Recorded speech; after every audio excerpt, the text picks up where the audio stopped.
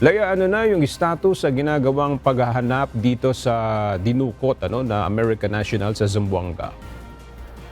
Magandang tanghali sa iyo, Aga. Nagpapatuloy pa rin ang ginagawang paghahanap ng mga otoridad sa 4 na suspect na dumukot sa American National noong Webes sa Zamboanga. Sa inilabas na pahayag ng Police Regional Office 9, bumuo na sila ng Critical Incident Management Task Group na siyang tututok sa investigasyon. Ang Sub-Task Group Reaction Team naman ang abalang sumusuyod sa bahagi ng Sulu at Basilan kung saan sinasabing nagtuwo ang mga abductors habang tumatakas. Mahigpit din ang ipinatutupad na checkpoint at monitoring sa iba't ibang lugar sa Mindanao para sa posibilidad na matagpuan ang biktima. Sa ngayon, Aga, mayroon ang persons of interest ang CIMTG, subalit patuloy ang verifikasyon ng mga otoridad kung saang grupo kabilang ang mga suspect.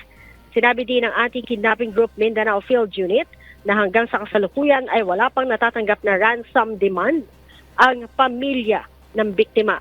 Sa kasalukuyan, Aga, ay tumutulong na ang Armed Forces of the Philippines sa paghahanap sa biktima. Matatanda ang dinukot noong Webes ang American National sa Zamboanga del Norte ng 4 na kalalakihan na nagpakilala mga pulis.